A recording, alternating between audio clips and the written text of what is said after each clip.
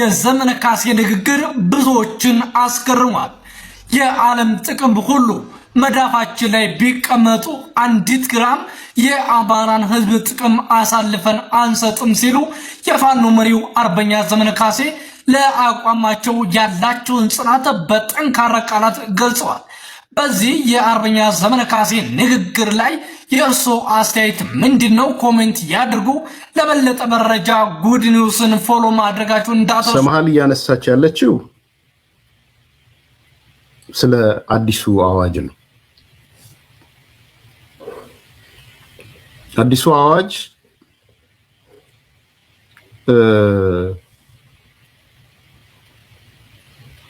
የደርግ ስርዓትን የሚያስታውስ አዋጅ ነው ያለችው።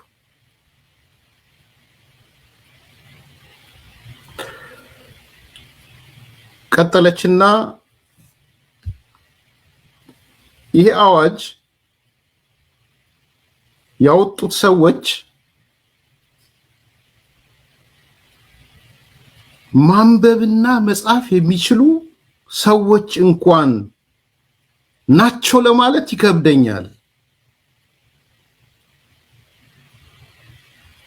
ሕግ በሚያውቁ ሰዎች ይቅርና ማንበብና መጻፍ የሚችሉ ሰዎች እንኳን ተጽፏል ብለን ለማመን እንቸገራለን ነው ያለችው።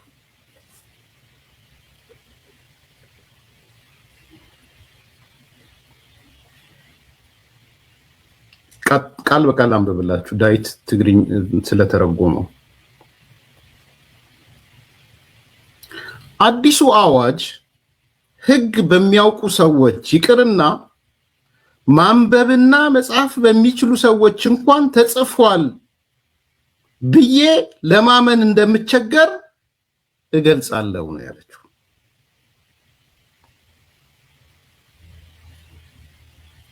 ሌላው ቀርቶ እንኳን ሐሜት እንኳን የማይፈቅድ የደርግ ዘመን ሕግ ነው። ሐሜት እንኳን የማይፈቅድ ነው። People like Fethlawek is kind of rings hollow is because it doesn't do anything to address that political economy, right? It doesn't do anything to address the fact that a majority of Tigray's wealth is being siphoned off to the UAE.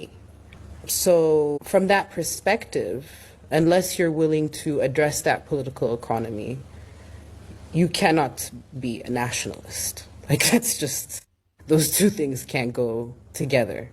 And I think there's particular onus on Fethlawek to address that political economy because it mentions in one of those articles that there is a key kind of broker between, or there was a key broker between Eritrea and the UAE in the gold trade, and that key broker is her brother, Dawit Gabrazgawi, right? So unless you're willing to contend with that, and unless you're willing to do something about that, then your nationalism is frankly a lie, right? We know which areas the mining takes place. We know which security personnel are in charge of those areas. I'll give you an example. Ad Khilta, which is on the border with Eritrea, was a major sort of point of exchange. We know who's in charge of security in Ad Khilta. It's Tsagay Marks. We know who Tsagay Marks' boss is, Migwa Haile. That TDF is engaged in mining in those areas is all under Migwa Haile, and there should be some accountability. It also happens in Tsalanti. There's been, I think, it's an interesting thing. I think the last war we all thought of Sesame as the big driver, as the big kind of economic interest in Western Tigray, right? But that's changed also. It's gold mining. So we've had a complete shift since the war ended. በዚሁ ዕለት ወደ 3 ተኩል አካባቢ ወታደራዊ አውሮፕላን ጭነት አየር ክልል ጥሶ ሉዓላዊነትን ጥሶ ገብቶ አንዳንድ ድጋፎች ሊያደርግ የመጣ አውሮፕላን ነው። ይሄ ደግሞ ሀገር ነው፣ ሉዓላዊነት መድፈር ነው። ስለዚህም እርምጃ ተወስዶበታል ማለት ነው። ከሌሊቱ 11 ሰዓት ጀምሮ ውጊያ ከፍቷል። ውጊያው ቦታዎቹ በቆቦ ግራና ቀኝ ሆኖ ለጊዜው ውጊያ የተከፈተባቸው ቦታዎች በቆቦ ግራና ቀኝ በዞብል ተራራ የሚባል ቦታ አለ። ወትወት የምትባል ልዩ ቦታ አለች ከሷ ፊት ለፊት እንዲሁም በቢሶበር በአፋር መስመር ፊት ለፊት ማጥቃት ጀምሯል። ዳግም ሶስተኛ ስህተት እየፈጸመ ነው ወያኔ መልሶ ዓላማውና ፍላጎቱን የሚያሳካበት ወቅትም አይደለም አይችልምም። ውጊያውም እንደከዚህ በፊቱ አይደለም የምንቀጥለው። በእኛ በኩል ሙሉ አቅማችንን እንደምንጠቀም መታወቅ አለበት። ስለሆነም መላው ህዝባችን ከዚህ በፊት እንደነበረው ከሰራዊቱ ጎን መቆም አለበት። በተለይ የአማራ ክልልና የአፋር ክልል ህዝብ ከዚህ በፊት እንደጀመረው አሁንም አንድነቱን አጠናክሮ አገርን የማዳን ስራ መስራት አለብን። የኦህዴድ ብልጽግና በምዕራብ ተወረር ያለው በምስራቅ ተወረር ያለው ምንትሴ ማለት አቅም መብት እንዲኖረው ማድረግ መቻል የለብንም። እንደ ኢትዮጵያ ኦህዴድ ማንንም በዚህ ሰዓት ላይ ኦህዴድ ብልጽግና ባንዳ ማለት ሞራልም መብትም የለው። ባዴን ብልጽግና ማንንም ጽንፈኛ ባንዳ ምናምን የማለት መብት እንዲኖረው ያደረገው እዛው አብሮት የሚውለው ፋኖ ነው። ዋጋውን ማግኘትና እንዲያገኝ ማድረግ እየቻለ ከዛም አልፎ የፋኖን ቤተሰቦች ከፍርድ ቤት በላይ ሆነው ማገትና ፖሊስ ጣቢያ ማሰቃየት ጀምረዋል። እዚህ ላይ ደጋግሜ እናገራለሁ። ብዙ ሰው የሚረዳው ይሄ አማራን ያስተላልቃል፣ የአማራን እልቂት ይፈጽማል። እኔ ግርም ይለኛል። ማን ነው ለአማራ ብልጽግና ብቻ መግደልን የፈቀደው? ማን ነው ለአማራ ብልጽግና ብቻ ማሰርን ማሰቃየትን የፈቀደው? ማን ነው ለአማራ ብልጽግና ብቻ ማገትን የፈቀደው? ማን ነው ለአማራ ብልጽግና ብቻ አስገድዶ ገንዘብ መቀበልን የፈቀደው? ማን ነው ለአማራ ብልጽግና ብቻ ዝርፊያን የፈቀደው? ለመሆኑ የአማራ ብልጽግና ያለበት ተክለ ቁመና መንግስታዊ ተክለ ቁመና ነው። ስለዚህ ኦህዴድ ብልጽግና በተለያዩ አፈቀላጤዎች በኩል እየመጣ የሚያወራውን ጩኸት በካልቹ ብሎ እንዲያቆም ማድረግ የኛ ስራ የኢትዮጵያውያን ስራ መሆን አለበት። ኦህዴድ ስለ ሀገር ክደት የማውራት ሞራል የለውም። ኦህዴድ ስለ ባንዳነት የማውራት ሞራል የለውም። ኦህዴድ ስለ ጽንፈኝነት የማውራት ሞራል የለውም። ኦህዴድ ስለ ጽምዶ የማውራት ሞራል የለውም። ይህን ፎቶ ላሳያችሁ። ወንድሜ ነው፣ ደስታ ይባላል። በዛ ጦርነት መሃል የተሰዋ ወንድሜ ነው። ሶ አፓረንትሊ መታወቂያ ለማውጣት 18 ዓመት ሊሞላ ይገባል። ጠመንጃ ለመያዝ ግን 14 15 በቂ ነው። እናት ልጇን ለማዳን በድንጋይ ባለብረትን በድንጋይ ስትከላከል ማየት በጣም ነው የሚያሳዝነው።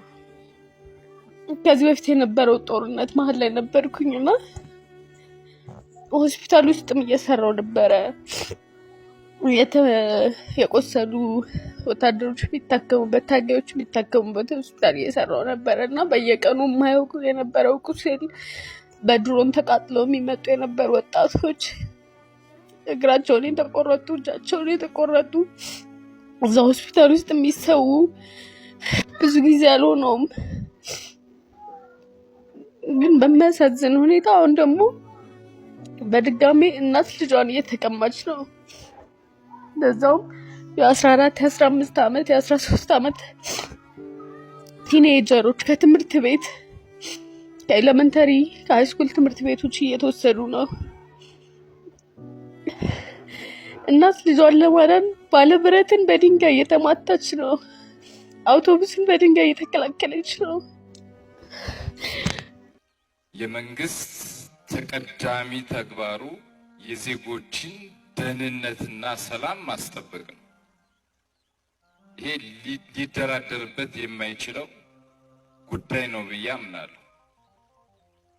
እዚህ ላይ መንግስት ያለው አቋም ምንድን ነው? ከዛ ውጭ መንግስት ኢትዮጵያን የፖለቲከኛውና የምሁራኑ ለማድረግ ዝግጁ ነው ወይ? ምሁራን የሚያዋጡትን ሐሳብ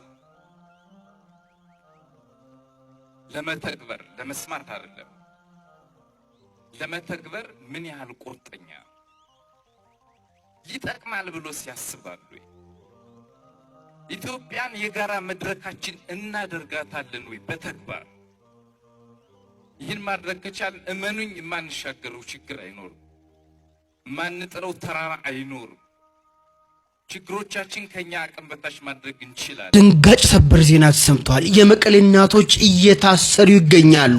ሰሞኑ በመቀሌ ከተማ በግዳጅ ታፈኑ ወጣቶችን በጫና አውቶቡስ ላይ ድንጋይ እየወረወሩ ናቸው ያላቸውን እናቶች ያሰረ እንደሚገኝ የመቀሌ ከንቲባ አቶ ኃይሌ አረጋዊ በሰጡት መግለጫ ይፋ አድርገዋል። ትግላችንን የሚያደናቅፉ ናቸው ሲሉም እኚህን እናቶች ተናግረዋቸዋል። በፈጣንና ወቅታዊ መረጃ የፎሎ ምልክቷን ተጫኑ።